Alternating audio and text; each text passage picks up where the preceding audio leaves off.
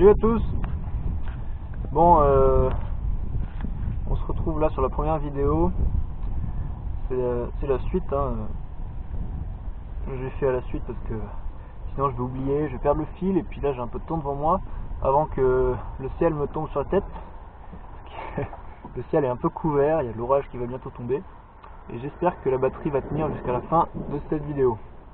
Je sais pas si vous entendez un peu le tonnerre. Donc voilà, j'essaierai de vous parler un peu, ou alors je l'évoquerai à la fin, mais du mindset un peu comment évolue mon mindset au fur et à mesure des investissements et de mes expériences. Voilà, parce que vraiment ce qu'il faut réussir à avoir, parce que il y a eu beaucoup de moments tendus où voilà, ça se jouait, tous les événements étaient limite comptés à la milliseconde. En réalité c'est pas à la milliseconde, mais dans notre tête on a l'impression que tout s'enchaîne très vite et des fois on a de la chance quoi, on bosse pour y arriver et puis la situation se débloque, mais on dit ouf, c'est pas passé loin. Bon après s'il y a des projets qui capotent, ça peut rendre plus fort aussi, hein, mais il y en a beaucoup que ça peut abattre, notamment le financement. Si des gens, s'ils n'obtiennent pas leur financement, moi j'ai un ami, c'est arrivé sur son premier projet, il n'a pas obtenu son financement. Donc lui il était locataire et donc il a acheté un investissement locatif et c'est pas passé. Et là tu te dis mais c'est le premier, comment ça se fait? Enfin bref, je vous expliquerai après comment il s'en est sorti, j'évoquerai ça et puis les techniques qu'on peut mettre en place justement pour éviter ça. Voilà. Et donc au fur et à mesure en fait on a des croyances limitantes, même si voilà, moi je me raccroche pas mal au dicton qui dit il ne savait pas que c'était impossible, alors il l'a fait. Voilà, ça veut tout dire. Ça veut dire que rien n'est impossible en fait. Mais on arrive quand même face à des murs à certaines étapes, et donc voilà, parfois on peut avoir du mal, on gratte à la petite cuillère dans le mur là, avant de réussir à passer à travers, avoir un peu de lumière, et puis là après, souvent ça débouche très rapidement. Là il y a un bâton de dynamite qui tombe du ciel, paf, on le met dans le trou qu'on a fait avec la petite cuillère, et boum, on explose le mur. Et puis là, on se dit mais pourquoi j'ai pas pensé plus tôt, pourquoi j'ai pas... Enfin voilà. Après des fois les choses viennent comme ça, on sait pas trop pourquoi. Faut persévérer aussi, faut rien lâcher, parce que il y en a tellement. On voit la petite image passer sur Facebook, je sais pas si vous l'avez vu, mais la personne qui creuse sous la terre comme ça, et au dernier moment elle fait demi-tour, elle dit oh non, il n'y a rien, ça sert à rien.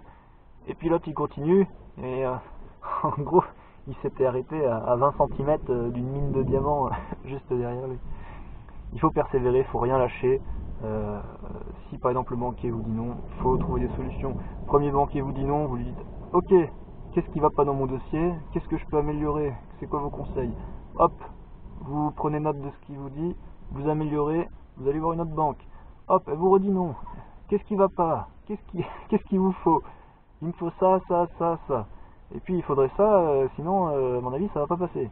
Bon, et ben on reprend les choses et puis on avance. Et puis au bout d'un moment, on sait précisément ce que veut le banquier et on lui amène un dossier ficelé béton.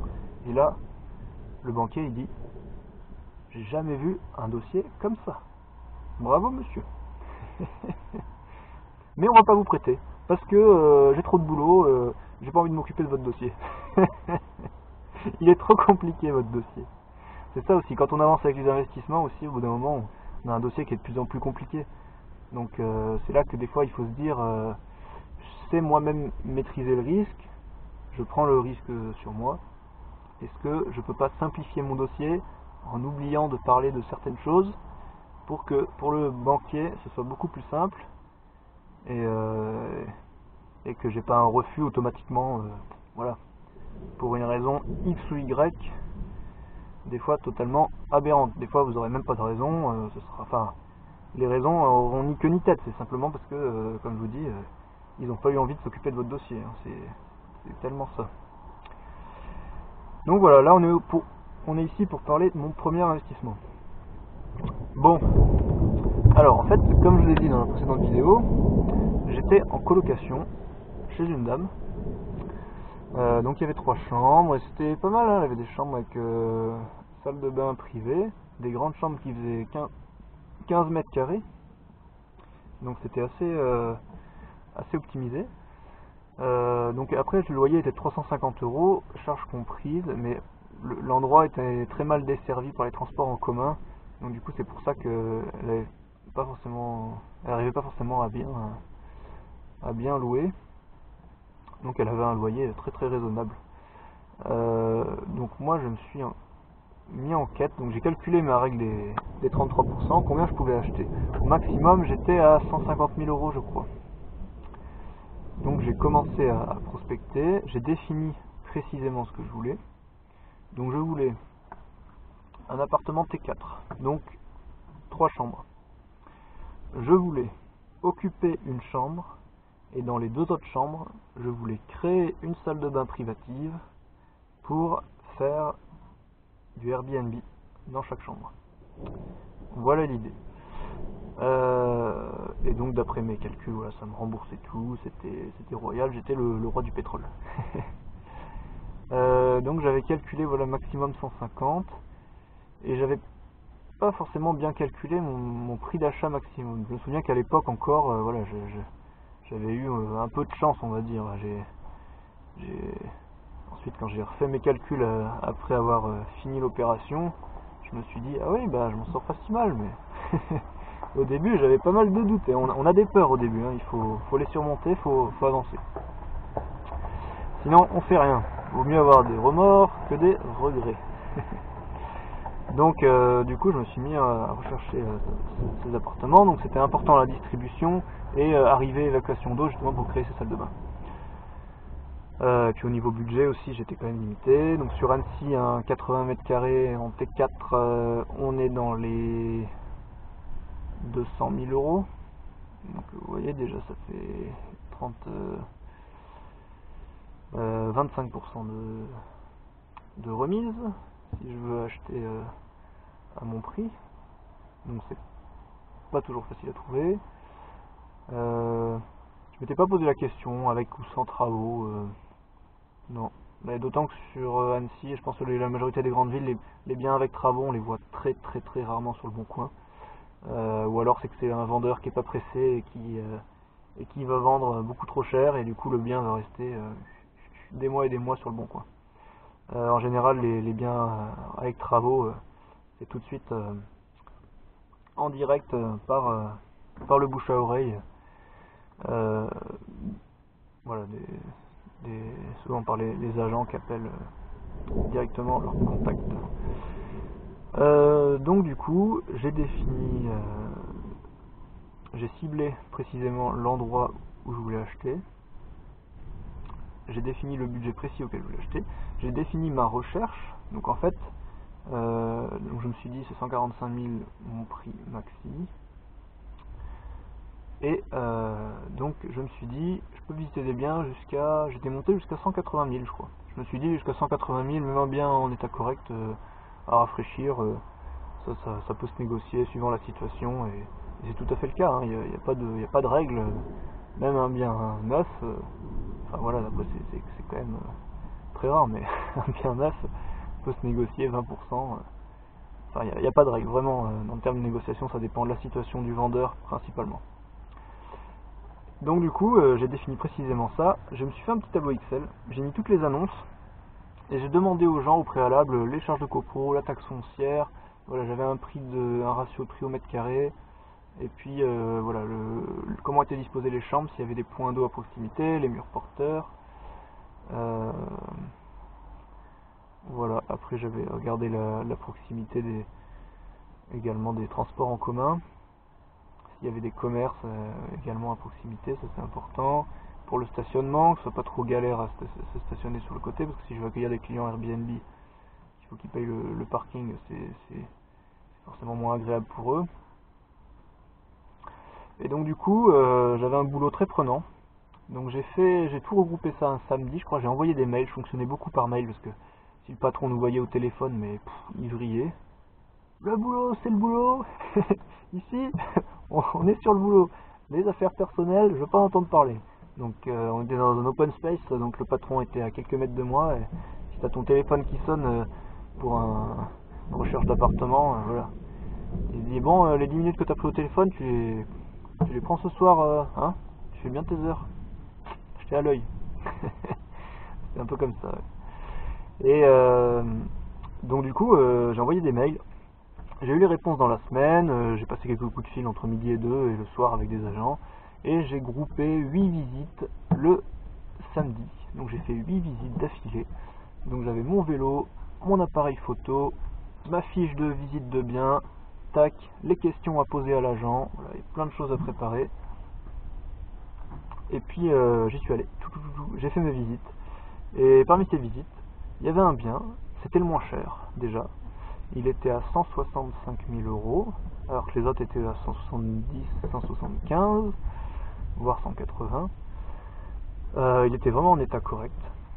Et voilà, il était en étage élevé, 5e étage, il y avait une vue dégagée. Donc franchement, il avait tout pour plaire. Donc voilà, c'est dans le quartier, juste à côté d'Annecy, à Cran-Gévrier, le quartier du Jourdil, ceux qui connaissent. C'est la zone où le prix au mètre carré est la moins chère sur l'agglomération d'Annecy. Et bon,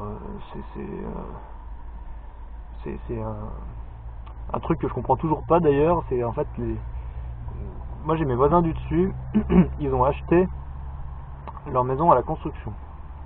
Donc c'était en ancien franc je crois, dans les années 90, bon en franc ou en ancien franc. Et non, je pense en franc quand même.